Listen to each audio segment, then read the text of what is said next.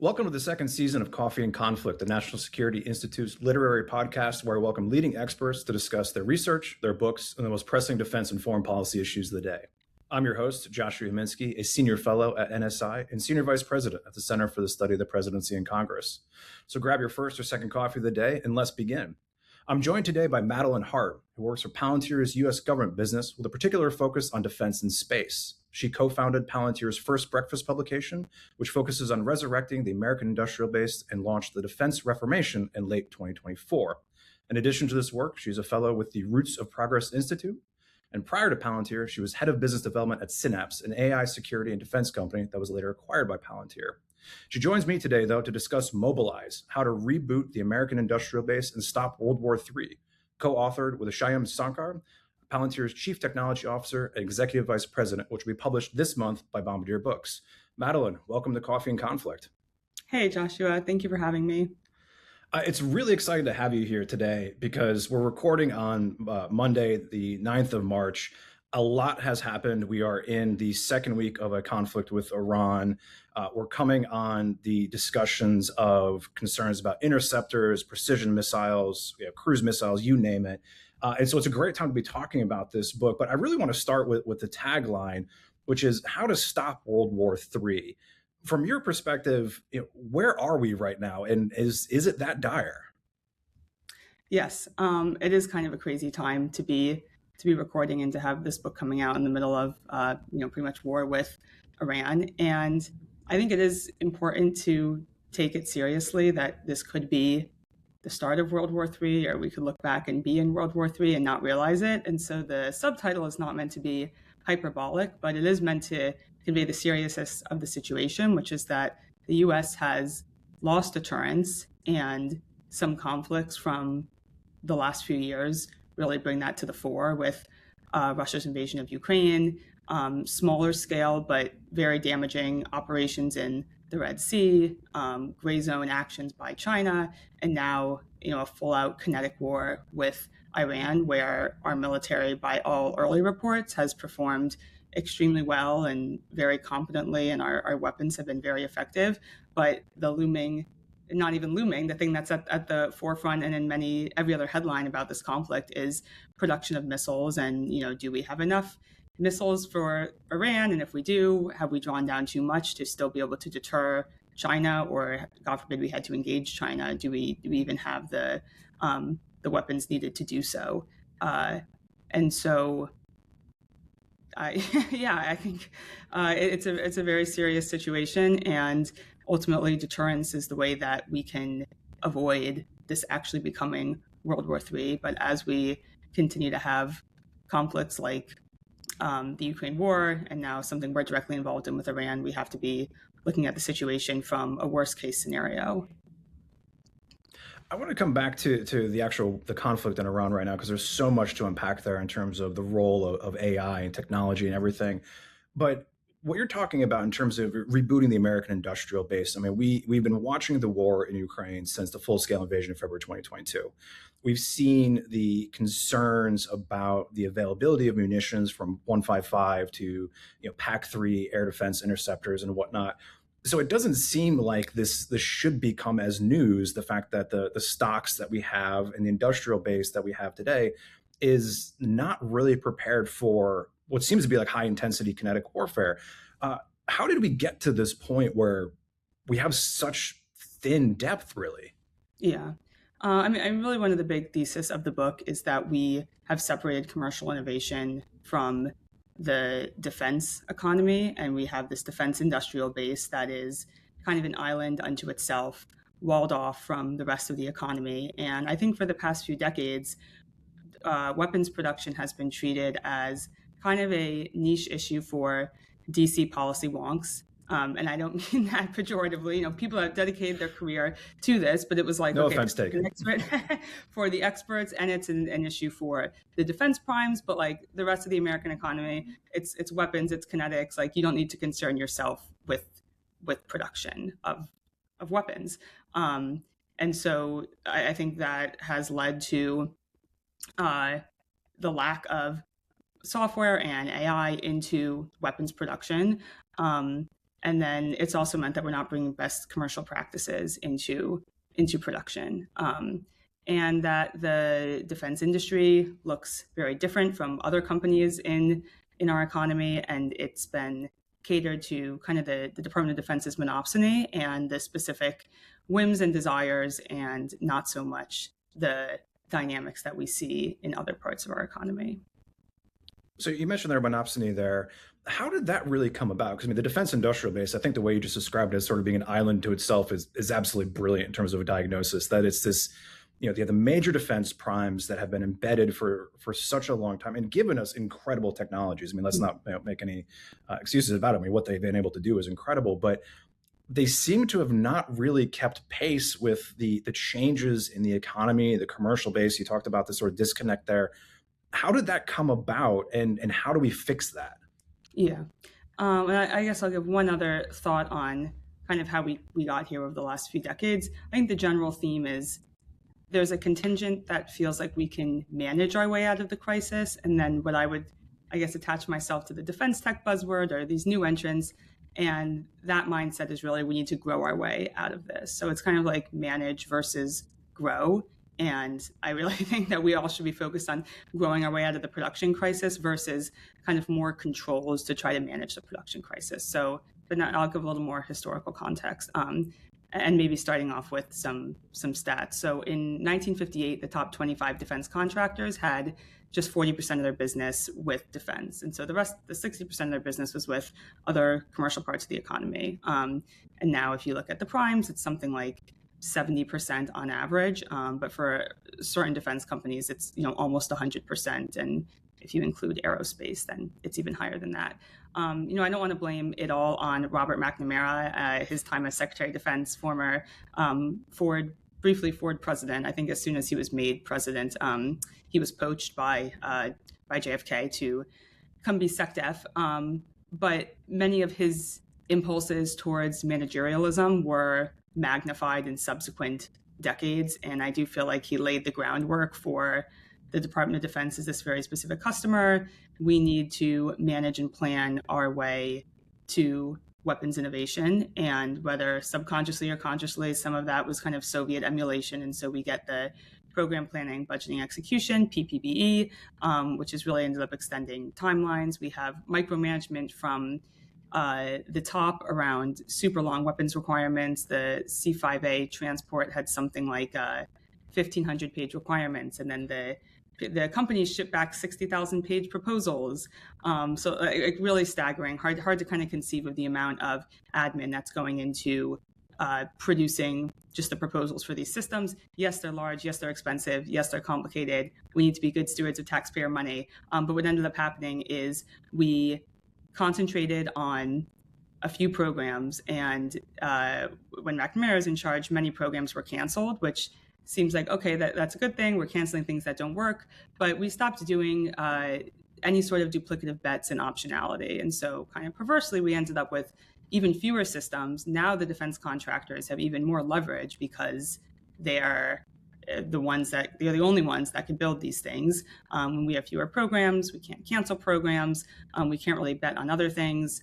And there's also a pressure to define everything up front to be as perfect as possible, because if you miss your chance to do that, there's not going to be other programs later on because each given program is so expensive. And so as we get federal acquisition regulations and cost accounting standards and the need for defense companies to keep a separate book, it creates these requirements that kind of force companies to either be in the defense industry or not be in the defense industry. Because if you're in the defense industry, the demands from the DoD are just so bespoke that it becomes too costly to really have a commercial arm. And then we also can get into things like, cost plus contracting and research and development being reimbursed, and all of these incentives for how to run a business that just really differ from commercial. And so that's why you see many companies exit defense. You see the existing primes acquire those companies that are then exiting during the 1990s.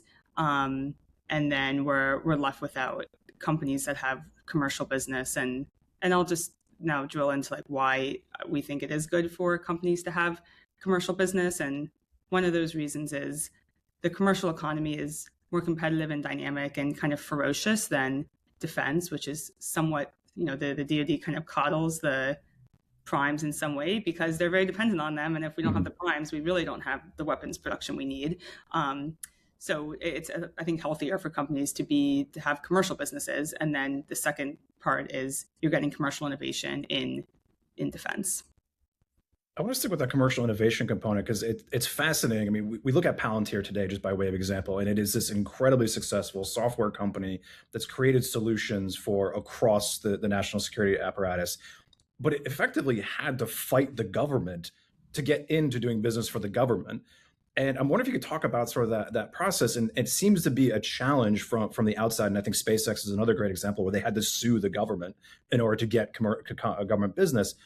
So can you talk about that friction between where you talked about the growth mindset versus the management mindset and how that dynamic prevents, in many ways, the application of commercial innovation?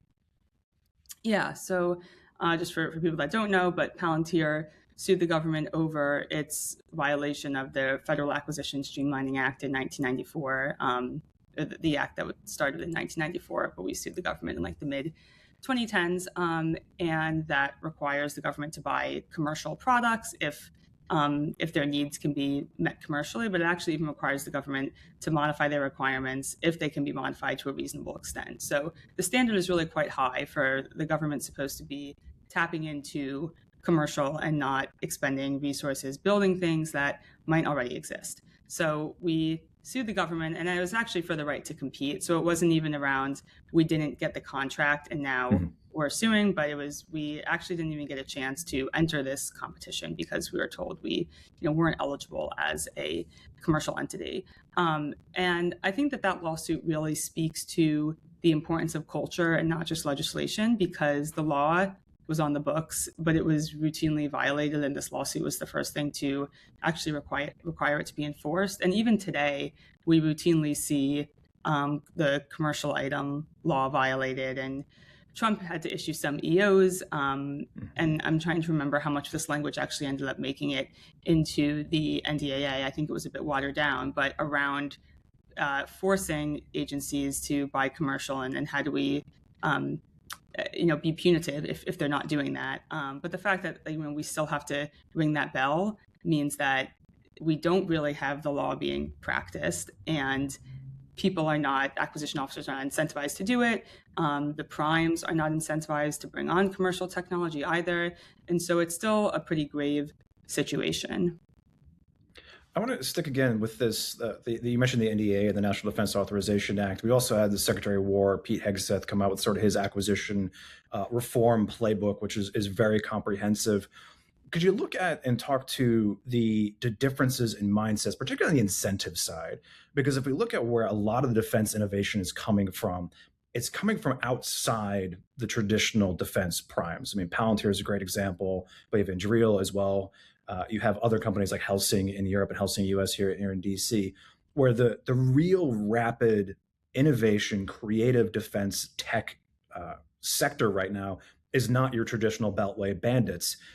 Can you talk to why that is the case now and why it seems that there's so much energy shifting to commercial companies that are bringing defense expertise into the government space?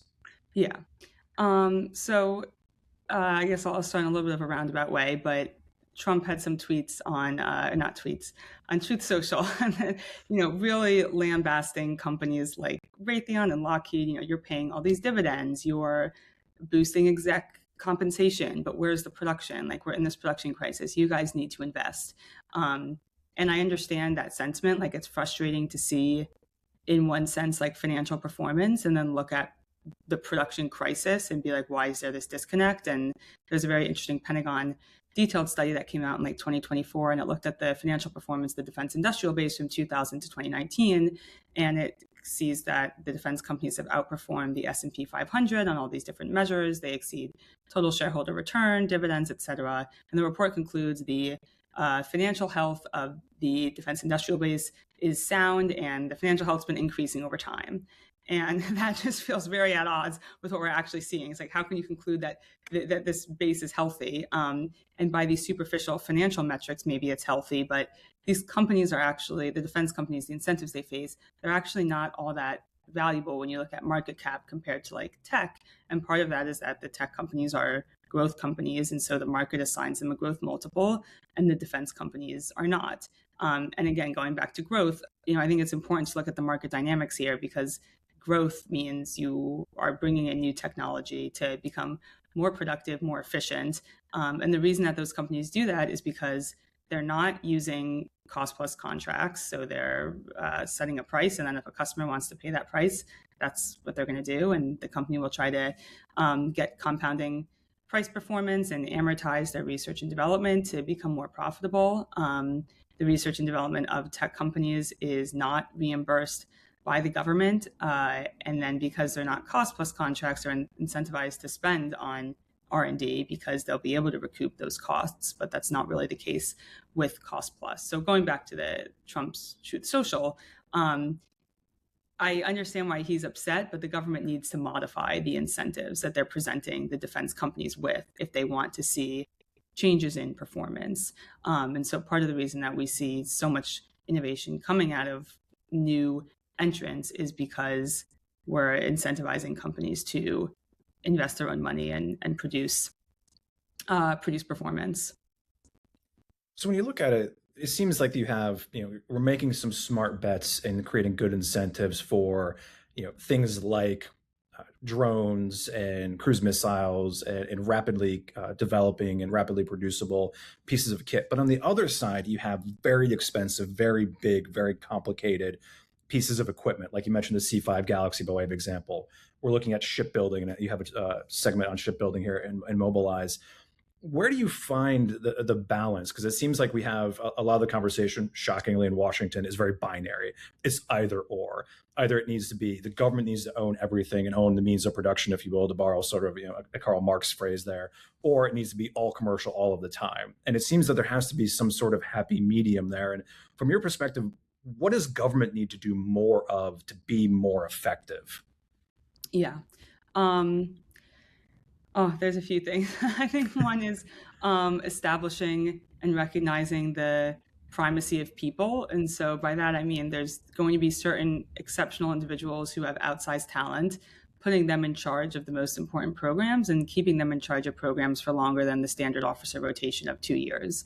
And so figuring out, how do we make that happen, and how do we give talented individuals the responsibility to perform and produce, because that sort of founder mindset that we associate with Silicon Valley, we've actually had many great founders throughout the history of the Department of Defense as well, even if we didn't necessarily call them founders at the time, but people like Hyman Rickover and Bernard Schriever, those are all people that I would consider founders on par with the best founders in the private sector. And those individuals were, it's not that they never got pushed back, but ultimately they were allowed to remain in their seats for many years by demonstrating proven results.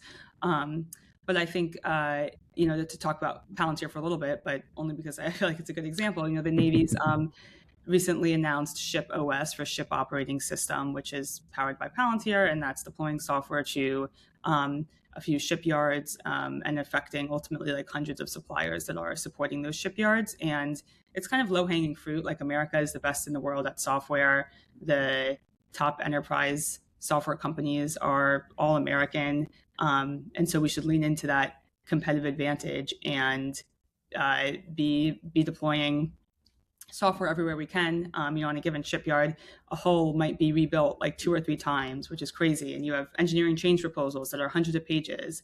And we have LLMs, and now we can parse those things. And we shouldn't need to have an engineer like walking around the ship trying to hold up his engineering change proposal and think, okay, where does this change map on this part of the ship? So we know that we have the technology to do those things better. And maybe there are physics limitations to how fast we can build, whether it's like, okay, we actually just don't have this critical mineral. But I think we overstate some of that and underestimate what we're able to do with some of the tools that we do have at our disposal. I want to stick with your examples of Admiral Rickover, who was responsible for creating the nuclear navy, and then Bernard Schriever was responsible for creating the ICBMs. They were mavericks in their own time who were given a lot of leash, but were also allowed in many ways to fail and succeed in spite of their own quirks and idiosyncrasies. Do you think that the environment today would allow for a Rickover or a Schriever? It seems almost like you talked about having longer than the 2-year rotations, but it almost seems like the incentive structures within the Department of War, particularly for promotion, you're not allowed to fail. You're not allowed to lean in and take risk, which is something that Silicon Valley, I mean, move fast, break things, fail fast, fail forward, is an entirely different mentality. Yeah, I think that's exactly right. And in some ways, we don't even have to imagine the counterfactual, because we have a contemporary example today with Drew Kukor, retired Colonel Drew Kukor, who established Project Maven, which, as we've seen from some publicly available news, Maven has become like the premier way to target at mass and at speed. And instead of having hundreds of or thousands of uniformed personnel managing the targeting process in a kinetic, highly stressful, time-sensitive conflict, they're being enabled by technology, and the workforce has been reduced by orders of magnitude to be able to do that with fidelity and survivability of our platforms.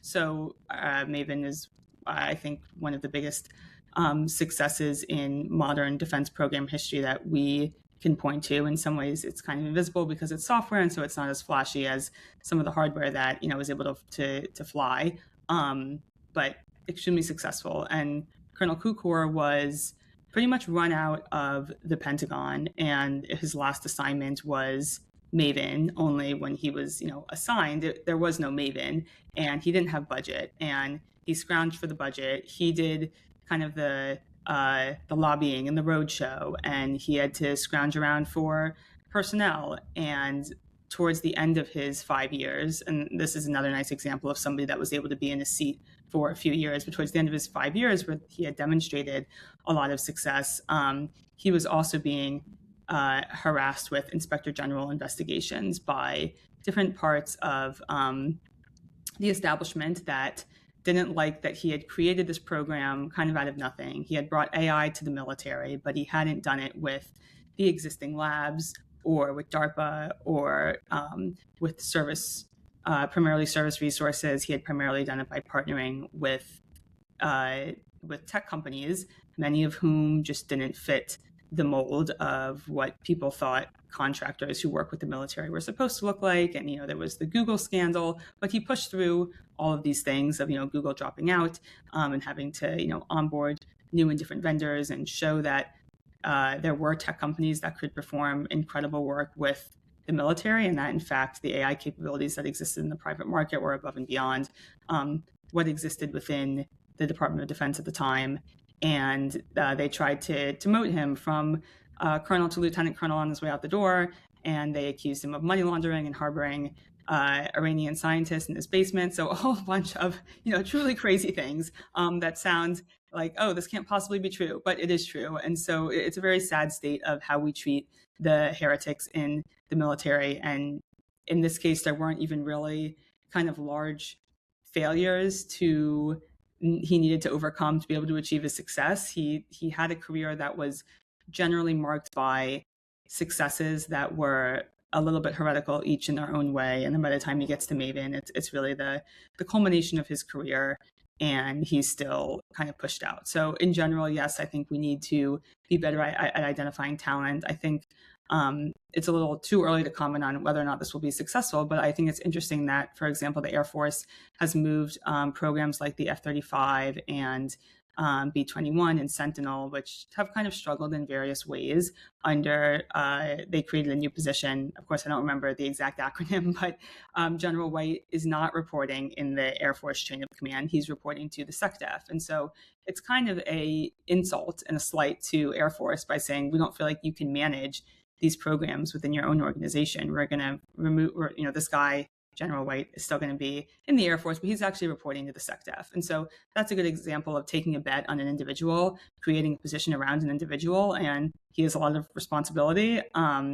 But I think at least we're starting to do something different. We're not just doing the same thing of, here are these struggling programs. They've been struggling for decades. We're just going to let them continue to flail around in the Air Force organization. So that's, I think, an example of an interesting change that we're making. But in general, we need to be cultivating people. We should all kind of know a name, like who's associated with the F-35 in the same way that General Schriever became Missile Man Schriever and is on the cover of Time magazine, and we know him as the ICBM guy. And so we kind of have that now from these defense companies, with like Palmer Luckey's Anduril, and people do associate Palmer Luckey and his Hawaiian shirts and flip-flops with the defense company. So that's a good change on the private sector side, but we need that from the government too. And I think there is sometimes this misconception that these new defense companies, they don't really care about state capacity. They think the government is dumb and stupid and slow, and only the private sector can deliver. But we need those counterparts on the private sector side too. And if we don't have that, then we're never going to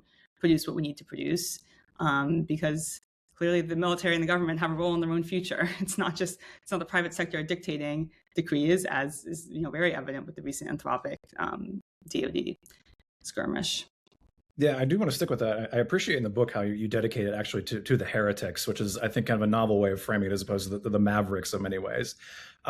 But the interesting thing that you just raised there about sort of Anthropic and OpenAI, and before we get to those, I want to talk about Project Maven, because the interesting thing was with Project Maven and the Google rebellion that happened was it almost shows, and does show, I think, the inverse of the friction from the government side, but from the Silicon Valley mindset. The Google "Don't be evil" motto, which is later jettisoned.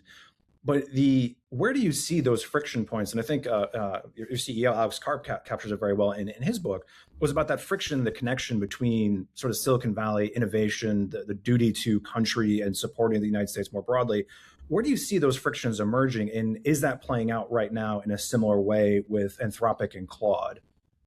Yeah, it's interesting. I feel like I kind of felt like we were past a lot of those frictions, and then the Anthropic Claude stuff happened, and I won't comment on that specifically, just because Palantir is like a contractor on Maven, and so has equities there. But I'll at least speak to kind of Google in general and like the trends that we've seen there.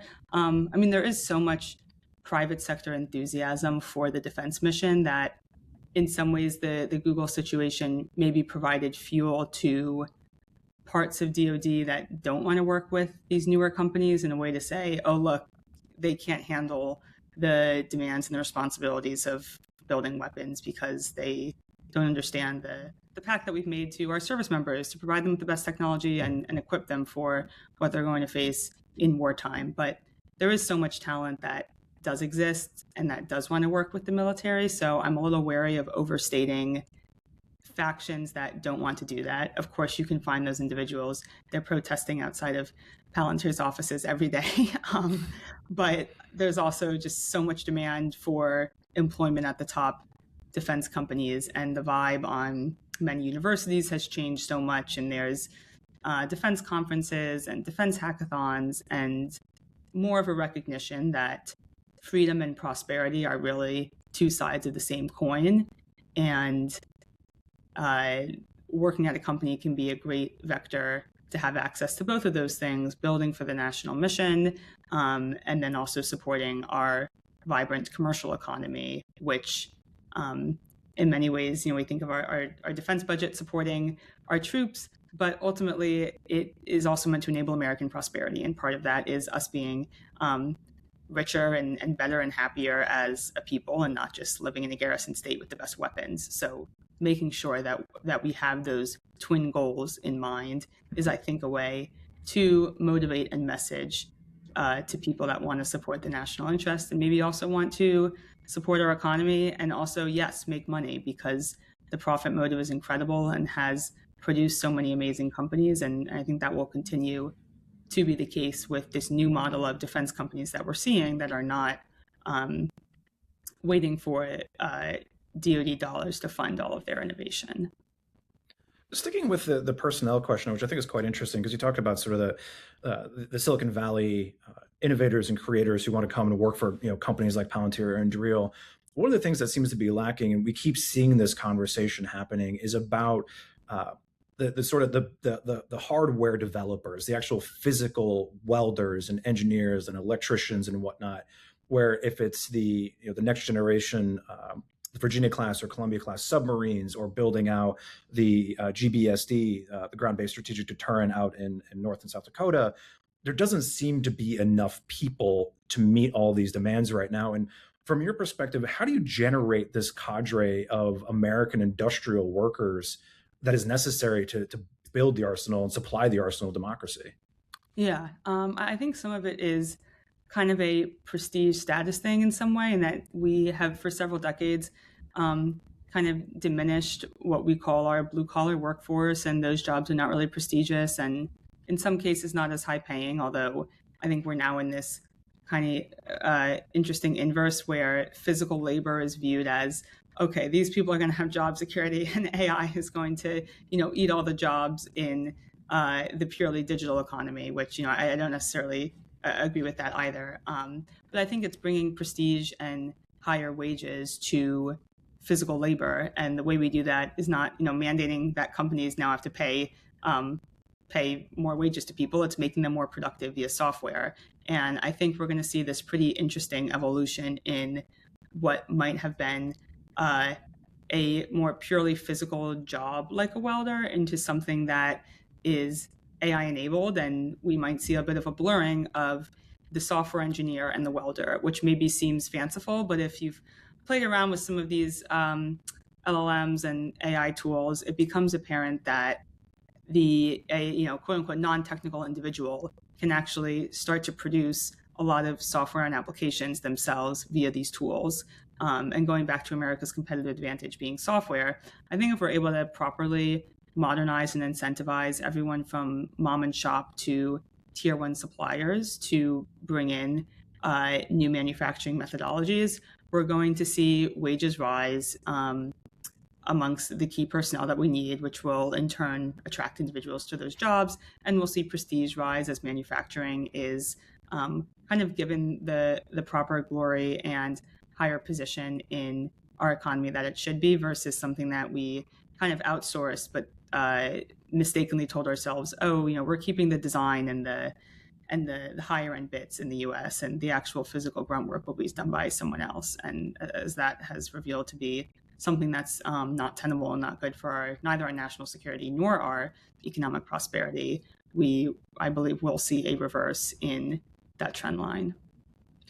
One of the senses that I got from your book is the way that you describe sort of the United States in this emerging contest as a bit of an underdog, and that there's an area, despite our wealth, despite our military legacy, that there are gaps that we need to cover off in being more competitive. So where do you see those specific vulnerabilities and those specific gaps when you look at, say, the pacing threat, which is the People's Republic of China, which we had Seth Jones on the podcast not too long ago, and he talks about the PRC's economy being on a war footing. We can debate that, but the Russian economy is increasingly militarized, where more and more of the state resources are going to produce equipment, produce munitions for its special military operations against Ukraine. Where is that specific vulnerability that makes us an underdog in this contest? Yeah. Seth's book was great. I think it touches on a lot of similar themes as Mobilize does. So part of it is the manufacturing gap that we, World War II is an analogy that people point to a lot to kind of think about how do we mobilize for the current day? What are the parallels we can draw from that very successful mobilization during World War II, where we were a production powerhouse, and we're not a production powerhouse now. And so I think that's the obvious gap that is on everyone's mind. And just to clarify, so you're asking what do we need to do to close those gaps, or just what are they? Well, first off, I think what do you specifically identify as those gaps? And we talked a little bit about the workforce challenges. We talked a little bit about sort of the cultural challenges. But if we look at our pacing threat in China, the pacing threat or the challenge that we face from Russia, where do you see those gaps specifically existing? And then how do we cover those off? Yeah. So I think it's being able to spend money quickly, deploy new technologies quickly, and make multiple bets. That I think is all kind of part of the growth mindset that we need to bring back into defense development versus we have these exquisite systems and we're going to build them slowly, we're going to test them slowly. And when there's operational opportunities, which is, I think, a kind of dark but appropriate way to think of something like the Ukraine war, where we should have been putting out, not necessarily F-35s, but are there lower cost missiles and drones that we can provide to Ukraine and in an economical way that we would also benefit from, because we would be doing rapid iterations and pushing software updates and actually matching the cadence of what we were seeing there. And we didn't do that, and we kind of missed that opportunity. And we had some very, very limited numbers of lower cost munitions that we've deployed, but we missed the opportunity to do frequent test both in the US and then ultimately like real deployment of those weapons to get feedback on how they worked and do battle testing there. And then another gap is optionality with our weapon systems. And so being comfortable to make multiple bets simultaneously, knowing some of them won't pan out, is important. And I think the way that we do that and not lose the trust of the American taxpayer is keep it economical. We don't need to dump billions and billions of dollars onto unproven technology, but what is a small amount that we can spend to make some bets, and we can kill what doesn't work and then put more money towards what does work. And that's how we can get to the sort of attributable mass that people talk about, or whatever it might be, whatever the right force mix might be. That's something that I think we've seen a lot of in history, was these are the systems that had to fail for us to ultimately get to this end product. And going back to ICBMs, we had a few simultaneous ICBMs and IR, intermediate range ballistic missiles, Thor, Jupiter, Titan, Atlas. Some of them were successful, but the ones that really ended up being successful came at the end of that development period. Polaris, our submarine-launched ballistic missiles, and Minuteman, the hundreds of hardened underground silos. Neither of those two were in the requirements document or in the plan that Eisenhower approved in, I think, 1953, designating ICBMs a top priority.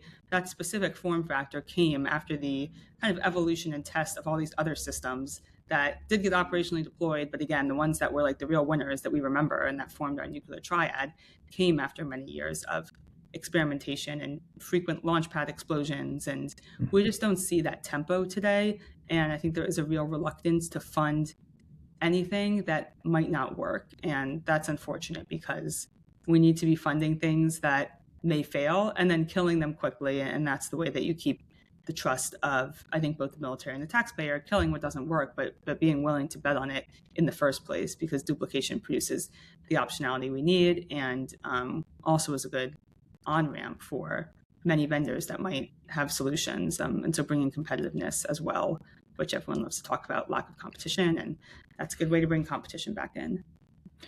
One of the things I find quite interesting is if you look at, for example, the United Kingdom Strategic Defense Review that just came out last year, they talk a lot about sort of the development of a kill web in inverted commas, where it's the sensor, the shooter, the munition are all linked all of the time. One of the criticisms of models like that, but also the connectivity component, is that not everything needs to talk to everything all at once. And I think this kind of goes to your point about having specific capabilities for specific uses and use cases and whatnot. Where do you see the challenges of taking sort of commercially available technology and integrating it into these systems and being able to assure the warfighter at the end of it that it will not necessarily will work, certainly, but also will be able to deliver the effect that's desired? Is it an interoperability challenge, or is that interoperability challenge offset by this rapid innovation cycle? Mm-hmm. I think there are some interoperability challenges. I think the integration challenges can come when the leadership from the government really needs to be all in on, if they're bringing in a new vendor, a new technology, forcing those companies to work together. And so if you have, a legacy contractor that is reluctant to share information about their platform and embrace like new capability, then that's going to make it very challenging, because there are, specific standards and message protocols that you'll see with specific defense systems that a commercial company going in is just not going to know everything about that. They might have a sense of the problem from hopefully speaking with lots of operators or having deployed themselves. And as they're building and developing, it's in partnership with industry or with the government. But until they're really brought onto those programs, I think it just needs to be a all hands on deck effort to onboard new vendors. And I think interoperability challenges are somewhat overstated, and with pretty aggressive top-down directives, those can generally be overcome. Things like connectivity challenges exist. I don't necessarily think that's unique to military, and there's a lot of companies that can bring their perspective on dealing with those environments and limited comms. And then I think ultimately it's just close partnership with operators using the technology and understanding what sort of limitations they're going to come up against, and how should expectations be reset, or how does the technology need to change to meet those needs? And I want to come back to the congressional perspective on this one, because it seems that all of the really innovative, creative offices that have been created within the Department of War now, be it DIU, the Defense Innovation Unit, be it the Space Development Agency, be it Space RCO, Rapid Capabilities Office, have almost been created as a result of the failures of the existing system, the acquisition model, and they become workarounds. What role do you see Congress having in this environment right now? I mean, is it more oversight? Is it a refined requirements process that is articulated by the NDAA? Where does Congress fit into this? Mm-hmm. Yeah, I think the speed with which we can move money is very important, and I think that's where Congress can be a big boon, helping move dollars around, reprogram them as necessary. Priorities might change, personnel change. The person running, one agency might just be okay, and then somebody running a different agency is like really exceptional, and betting on that person and allowing them to have more dollars in a more dynamic way. I think that's very important, and that's where Congress plays a role. I think Congress protecting the heretics. So if there's an individual that's really delivering, rather than just have him or her do his rotation after 2 years, how do we keep them in their seat longer to help them deliver? So I think empowering heretics who are delivering, helping reprogram money more quickly, that's all really important. I'm a little bit skeptical of things like increasing the defense acquisitions workforce. It's 160,000 people conservatively.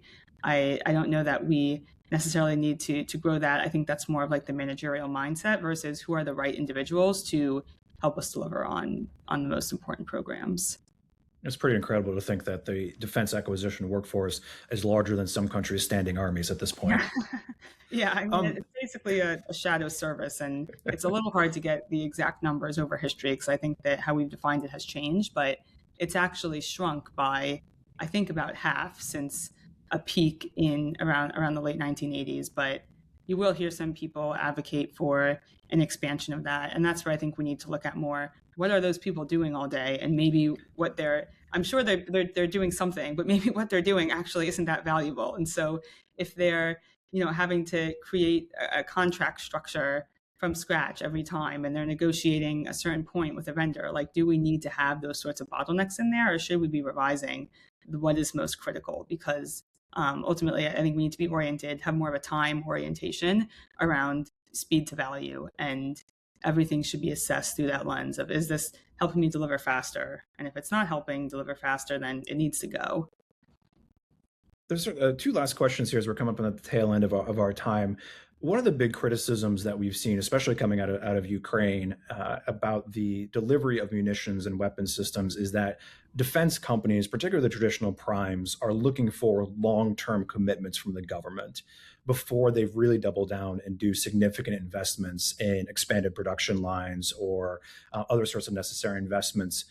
If we're looking at a situation where potentially the conflict in Ukraine could come to an end, hopefully at some point the tensions in the Middle East will decline and the war will come to an end. They will come to an end at some point. How do you provide industry, be it the new startups or traditional companies, the confidence to make these kind of bets going forward when there's a very uncertain geopolitical future? Mm-hmm. Well, this is where I think the production rate of these weapons is important. So it is hard to be producing a missile that takes many, many years to build. That is where having a continuous run becomes more important. And so hopefully we're moving in a direction where we're more focused on being able to manufacture these things quickly, and needing more of them is not such a kind of oh shit moment of, thinking about how we can now make something that took many, many years somewhat faster. And then also, this is where I think companies having commercial businesses is important, because you're not wholly dependent on the government and the DoD for the entirety of your business. Because although at almost $1 trillion or maybe more, the budget can feel very large, it's ultimately just much smaller compared to what companies that are in the commercial economy can face. And I think that's why you've seen so many entrants into defense brand themselves as dual purpose or dual use companies that also have aspirations to be in the commercial market. Because I think if the technology is successful, then there's an opportunity in the commercial market. Not that you're going to sell a missile in the commercial market, but you've developed pretty advanced production if you're able to mass produce something like missiles, and then there's an opportunity to support other parts of the economy. So I think that's an important point. I think in our current moment, it is challenging because we haven't mass produced the sort of munitions that we want, but that's where we have to deal with the situation that we're in, and we need to be bringing on software. We need to think about what are some other cheaper bets that we can spin up quickly. There was a lot of press coverage of the Lukas drone, the reverse engineered Iranian Shahed. I don't think there's been too much operational information about that, so I don't want to overstate its importance, but at the minimum, it's a good data point of, we built this thing quickly. It was a company out in Arizona with like 15 people, and it did get deployed. So I'm not saying that's like the perfect form factor, but there's a model of something that we can do and should do more of. All right, so last question. You get a chance to sit down with Secretary of War Heg Seth and present him the book. What are the 3 key points you want him to take away, or the 3 key pieces of advice? If you could say, I need you to change X, Y, and Z to make America reboot the industrial base, but also stop World War III. What are those 3 pieces of advice? I would say commercial technology is really critical. We need to be enforcing the existing laws. We need to promote people that are bringing on commercial technology and compliance, and we need to be punitive towards programs that are not doing that. So that's a critical one that really should be cost saving and help with time to value. The second one would be people. I mean, the whole story of Mobilize is around the individuals that made things happen, whether it's Bill McLean with the Sidewinder missile, or Hyman Rickover with nuclear submarines. And so finding and empowering those heretics today, giving them more authority and more funding as they're delivering, those individuals, those founders, are going to be a key part of any successful mobilization. And then I think thinking about changing incentives for the defense primes to become more competitive companies and limiting cost plus. I know cost plus is very pilloried, but I actually don't think we hate it enough in terms of how it really warps incentives. And so moving away from that, moving away towards reimbursed research and development, I think will force and properly incentivize existing contractors to be more dynamic. Well, on that note, I think that's going to bring our latest episode to a close. I want to thank Madeline for joining us today. Thanks, as always, to Keelan Wolf, Claude Jennings, and the entire NSI staff in helping produce today's episode. Coffee and Conflict is available on Spotify and other fine purveyors of podcasts. This episode will also be available on YouTube and NSI's webpage. Make sure to join us for our next episode in just 2 short weeks. As always, if you like what you've heard or saw, be sure to rate, review, and subscribe. And most importantly, pick up Mobilize. It will be out very, very soon. I highly recommend it. It is a great look at an absolutely critical issue that more Americans need to be aware of and discussing. So, Madeline, thank you so much for joining us. Great. Thank you so much, Joshua.